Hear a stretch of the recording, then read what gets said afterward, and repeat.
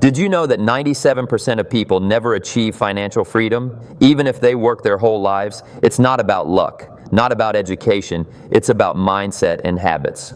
I was one of those 97% myself until one day I heard a phrase that changed everything. Who you have become is the reason you have what you have. If you want to find out how to join the 3%, stay until the end, because in the practical part, I'll give you a tool that I personally received from my mentor. Also, subscribe so you don't miss the next videos, because it's going to go even deeper.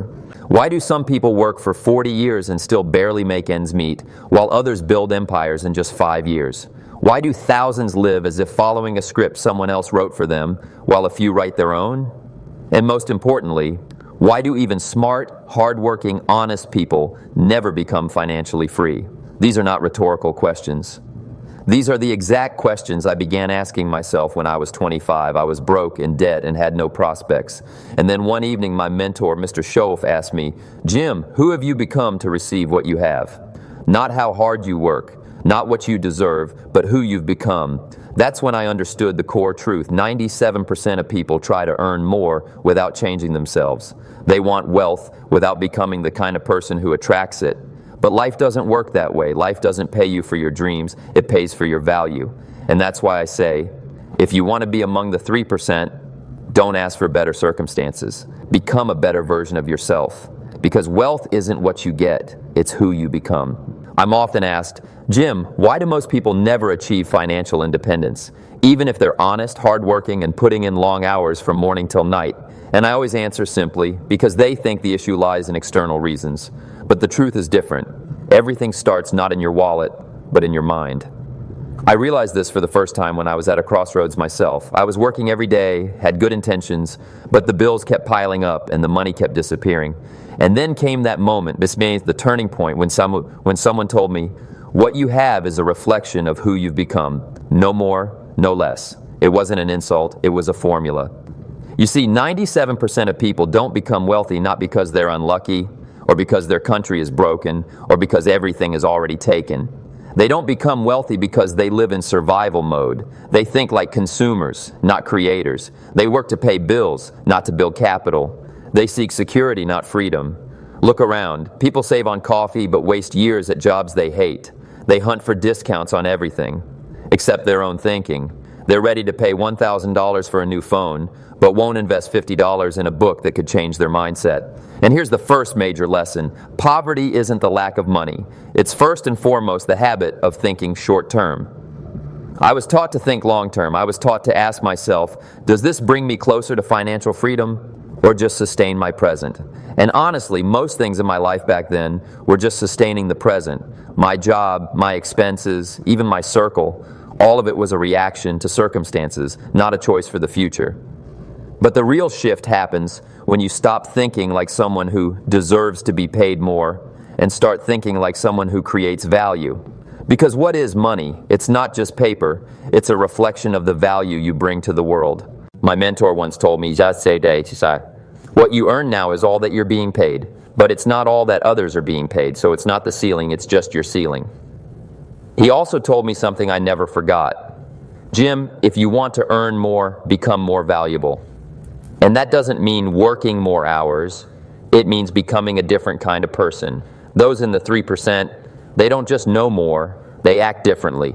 They make different choices. They set higher goals and have the inner discipline to stick to them. Ask yourself, how does someone with $1 million income think? They think in terms of long-term gain, not instant gratification. They spend their time on opportunities, not excuses. They don't wait for Monday, they start now. I used to tell myself, if I had the capital, I'd start a business. But Mr. Schoaf said, on the contrary, Jim, first start thinking and acting like an entrepreneur, and then the capital will come. That's a mindset shift. And it doesn't happen overnight, but anyone can begin. Because even the poorest day can become the first day of wealth if you change your focus. And here's the next crucial point. 97% of people give up their control. They let their job, the government, their boss, their situation decide how much they'll earn. But the wealthy think differently. They don't just accept a salary, they create income streams. They own, they build. Someone once asked me, Jim, how do I start thinking like a millionaire if I have nothing right now? And I replied, start with your morning, not with investments, with your morning, because how you wake up, that's your discipline. And discipline is what forms habits, and habits shape destiny. Most people wake up and check the news. The 3% wake up and check their goals. Most people spend. The 3% multiply. Most people consume content. The 3% create it. See the difference? It's not about talent. It's not about special connections. It's about mindset. It's like a gardener and weeds. If you don't plant, the weeds will grow on their own. If you don't shape your mindset, wrong thinking will shape you. And that's why I want you right now, as you hear these words, to ask yourself, are my thoughts, habits, and daily actions attracting financial freedom or just sustaining survival? It's tough, but the truth always has sharp edges. In the next section, we'll go even deeper. I'll show you how exactly the 3% think, how they make decisions, what they believe, what they read, how they plan their lives. And I'll give you real examples from my own journey, including a story about how a simple moment on a farm in Idaho taught me about wealth. It'll be unexpected, but also very practical. You know what struck me the most about the wealthy people I've had the honor to work with or learn from? It's not just that they work differently, they see life differently. They don't live paycheck to paycheck. They think in terms of decades, generations, legacy. And this philosophy isn't about luxury, it's about responsibility. I grew up on a farm in Idaho. My family wasn't wealthy. We worked hard, rising before the sun. But there was one thing I didn't understand back then. Working hard doesn't mean working right. You can dig a ditch with a spoon your whole life. That doesn't mean you're getting closer to success. And one day, as a young man, I was watching my father standing in the field, assessing the land. He wasn't just digging or sowing, he was planning. He saw the season ahead. He saw the harvest where others saw only dust. And that's when I first understood that those who want to reap more must think like a farmer. Long-term, strategically, and most importantly, consistently. That's the mindset the 3% live by. When I met Mr. Shoaff, he taught me a very simple yet profound idea. Don't start your day until you finished it on paper. In other words, plan. Plan every day. Your spending, your actions. Most people live reactively. Something happens, and they respond. But the 3% live proactively. They create the script for the future, and every day they play the lead role. Now let's look at how they make decisions. This is crucial. Those in the 97% decide based on comfort. Is it easy? Do I feel like it? Is it not scary? But the 3% choose from a different place. Will this bring me closer to my goal? If the answer is yes, they act, even if it's scary, uncomfortable, or unfamiliar. That's why when I was just starting my career, I did one thing that terrified me. I started public speaking. I feared the stage. I worried about every word, but I knew that if I wanted to be influential, I had to become someone who could persuade. And you know what? My first speeches were terrible, but each one got better because I decided not to wait for confidence. I acted to earn confidence. That's how the 3% think. They don't wait for the perfect moment. They create it. They don't wait to become smarter. They learn. They don't wait to stop being afraid. They move through fear. And here's another key point. Environment. You've heard the saying, you are the average of the 5 people you spend the most time with. It's true. When I was surrounded by people who only complained, who said, that's impossible, that's not for us, I lived the same way. But when I began to listen to others, reading books, talking to those who think big, my standards began to change. Poverty is contagious, but so is wealth. And it doesn't start in a bank account, and it starts with a conversation, a thought, and inspiration. That's why I always say, change the information you surround yourself with. Listen to those who are already where you want to go, not those giving advice without results. Also, the 3% constantly invest, but not just in stocks or real estate. They invest in themselves, in skills, in courses, in mentors. Someone once asked me, if you had only $100 left, what would you do? And I said, I'd buy the best finance book I could find and read it cover to cover, because knowledge changes destiny. Now imagine, someone spends $30 on lunch without thinking, but a $30 book they consider expensive. That's why 97% stay where they are. And finally, discipline. You've heard the phrase, discipline is the bridge between goals and accomplishment. That's not just a nice quote, it's absolute truth. because even the best strategy is worthless if you can't make yourself get up in the morning when you don't feel like it. If you can't choose long-term benefit over short-term pleasure, if you can't say no to what distracts from your purpose. Wealthy people aren't special. They just do the right things, and even when they don't feel like it. So ask yourself again, am I thinking like the 3%? Am I acting from purpose or from fear? Am I planning my day or letting the day plan me? Because until you take full responsibility for your thoughts, your choices, your habits, you won't escape the 97%. But that's not all. In the next section, I'll show you the third key to the 3% mindset, emotional management of money. Because money isn't just numbers, it's emotions, it's psychology, it's how you relate to wealth, risk, and your own value. I'll share how one shift in my attitude toward fear helped me land my first big contract. And I'll give you another quote that might flip your world. If you've ever tried to save money, invest in something new, or start a business, you've likely felt fear. And that's normal, because the truth is, money isn't just about math, it's about emotions. It's tied to our fears, beliefs, even our sense of self-worth. And here lies the third major barrier that separates the 97% from the 3%, emotional management of money. I remember at the beginning of my journey, I got my first offer to run a paid seminar. The amount they offered me seemed astronomical at the time, and you know what happened? I got scared. Scared that I wouldn't meet expectations, that I wasn't ready yet, that someone would say, "Who is he to charge that much?" Fear paralyzed me, and that's when I recalled my mentor's words, "Jim, your finances will never grow beyond your belief in your own value." Here's the thing.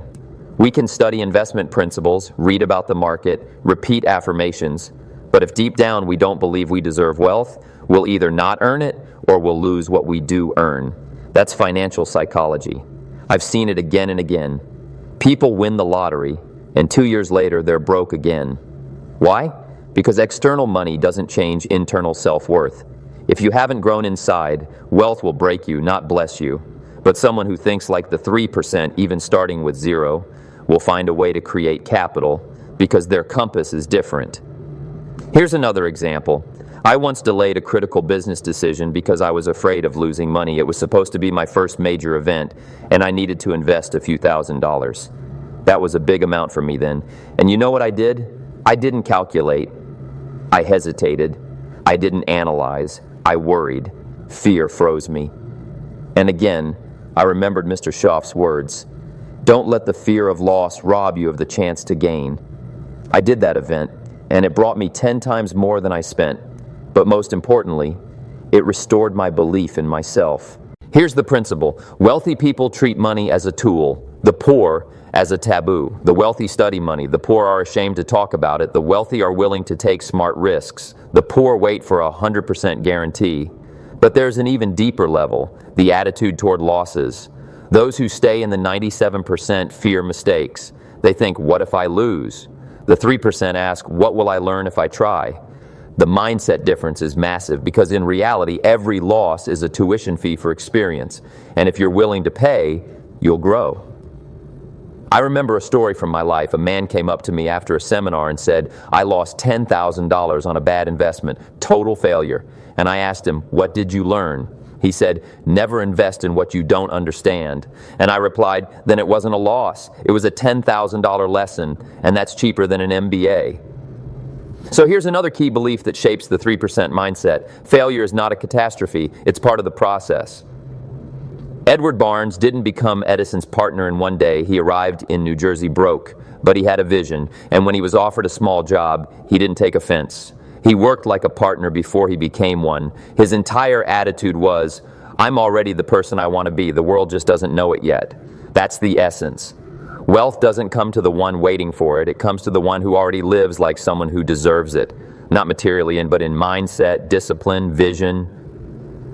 And one more thing, people in the 3% never treat money as the ultimate goal. It's a tool. They understand true value isn't in the money, it's in who you became earning it. Because that's what you'll take with you to the next project, the next crisis, the next victory. Now let's take a step forward. In the next part, I'll ask you 5 self-assessment questions that will help you honestly determine whether you're thinking like the 97% or have already started the journey to the 3%. But don't worry, this won't be a test. It'll be a moment of meeting yourself, Remember, we don't blame, we analyze, we build strength, and we prepare for the practical breakthrough in the final part of this video. Ready for the interactive section? So, the moment of meeting yourself has come because this is where real growth begins. Not in information, but in reflection, in honesty, in the inner mirror. Are you ready? I'm going to ask you 5 questions. For each one, rate yourself on a scale from 1 to 10, where 1 means this isn't me at all, and 10 means this is my reality every day. Don't overthink. Answer in the moment, as it is. Sometimes the first answer is the truest.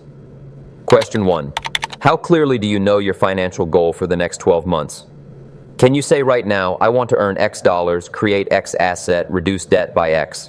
Remember, vague goals bring vague results. 1 is I have no specific goal. 10 is I have a written goal with numbers, deadlines, and a plan. Question 2. How consistently do you act on that goal daily? Is your day a step toward your goal, or just a series of reactions to circumstances? 1 is, my day is dictated by others, situations, or random events. 10 is, every day I consciously take actions that bring me closer to my goal. Question 3. Does your current mindset reflect the thinking of someone who already has what you want? Imagine, how would someone with your financial goal think? Do you think like them, or like a consumer who lacks? 1 is, I often think like someone who doesn't have enough. 10 is, I make decisions based on abundance and responsibility. Question 4. How much do you invest in yourself each month? Not just money, time, energy, books, courses, environment. If you don't pour in, you won't grow. 1 is, I do almost nothing for my personal development. 10 is, I invest in new knowledge, skills, and mentorship every month. Question 5. How disciplined are you when there are no results yet? Because true wealth is built in silence, in the routine, in those mornings when you feel like quitting, but do what you promised yourself anyway. 1 is, I give up easily when I don't see results. 10 is, I stay the course even when results are far away. Now pause inside yourself. Look at your 5 answers. This isn't a sentence. This is a starting point. It's honest. It's precise. And big changes begin from places like this. If most of your answers are between 1 and 4, it means you're living with the habits of the 97%. But that's not a problem. That's a diagnosis. And that means it's treatable. Start small. 15 minutes of self-development daily. 1 plan, 1 new choice. If most of your answers are in the 5-7 range, you're already on the path. Your mindset is shifting. Now it's time to turn knowledge into action. Regular, relentless. If your ratings are mostly 8 to 10, congratulations. You're not just thinking like the 3%, you're living like the 3%, and your future is only a matter of time and consistency. Here's what I suggest. After this video, return to these questions. Not now, don't stop, keep watching. But tonight, take a piece of paper, a pen, and reflect again. Honestly, write down what you need to change so every score becomes a 9 or 10. That will be your first step, not magical. Practical. Now, drop in the comments one of your scores that surprised you, one you didn't expect. Maybe it will be the moment that wakes something in you. And if this video resonates with you, don't forget to subscribe, like, and share it with a friend who's also ready to break out of the 97%. Someone once told me, Jim, the greatest risk in life is to live it without ever unlocking your potential. And it's true, because we weren't born just to survive. We were made to create, to inspire, to grow. But something strange happens to most people. They start with a dream and end in compromise. Why? Because it's comfortable, because habits defeat desire, because fear paralyzes action. And that's exactly why 97% of people remain at the same level they started. They're not stupid, not lazy. They simply never made the internal decision to become someone worthy of more. And here's what I want you to take away from this video. Wealth isn't money. It's not cars. It's not status. It's the result of who you became on the path to your goal. You've already heard today what it takes to be among the 3%, a creator's mindset, not a consumer's, a plan, not just a reaction responsibility, not excuses, investment in yourself, not entertainment, discipline when no one is watching, and most importantly, a self-image that isn't limited by the past. I was once in the 97%, and if someone had told me back then that I would speak to thousands of people, write books, and influence millions of lives, I wouldn't have believed it. Not because it was impossible, but because I wasn't yet the person who could imagine it. My mentor used to say, Jim, work harder on yourself than you do on your job, and you'll have not just income, but a destiny. I took that seriously. And now I stand before you with the simple but powerful message. Don't postpone your transformation. Start it today, not Monday, not next month, not after vacation, today. Because while most are thinking, comparing, doubting, the 3% are acting. They get up earlier, they read while others scroll, they take risks while others wait for permission, and that's why they have different results. So I'll leave you with the phrase that became my awakening. Don't wish life were easier, wish you were better. Jim Rohn, become the kind of person who doesn't just listen to videos like this, but turns them into a plan of action, and then you'll gain not only new income, but a new identity, and that is the greatest reward, because in the end, you weren't born for the 97%. You were born to be the exception, to be the example, to be the living proof of a potential others lost along the way. Your time is now. Your path is right in front of you. Your choice is the only one that truly matters.